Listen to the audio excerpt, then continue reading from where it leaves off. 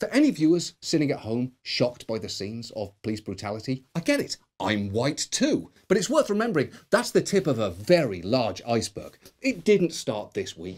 As anti-racism protests continue across the country following the death of George Floyd, John Oliver chose to forego the usual Last Week Tonight format in favor of spending his entire episode Sunday night talking about police brutality in America. For much of US history, law enforcement meant enforcing laws that were explicitly designed to subjugate black people. Before delving into history, Oliver hit his viewers with the facts, saying, in Minneapolis, where George Floyd was murdered, police use force against black people at 7 times the rate of whites. Black Americans are more than 2.5 times as likely as white Americans to be killed by the police, and about 1 in every 1,000 black men can expect to be killed by police. If you're black in America, I can't even begin to imagine how scared, angry, and exhausted you must feel, not only this week, but constantly. Oliver went back to the earlier days of America, talking about when slave patrols were tasked with capturing and returning slaves. But when slavery ended, that didn't mean that many white people wanted to stop having, quote, control over blacks in a way designed to elevate whites. For a century after that, police in the South were responsible for enforcing segregation while allowing and sometimes participating in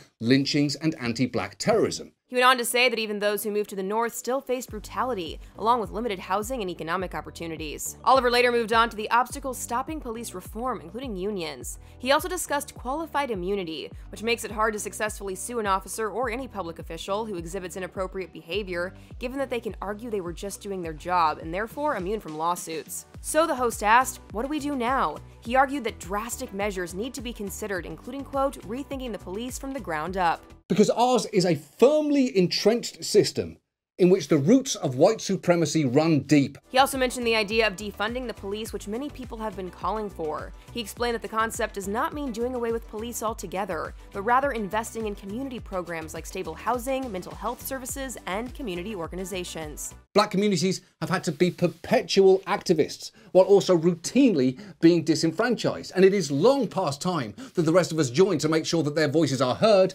and acted upon. For much more from the Last Week Tonight episode, head to THR.com. For the Hollywood Reporter News, I'm Tiffany Taylor.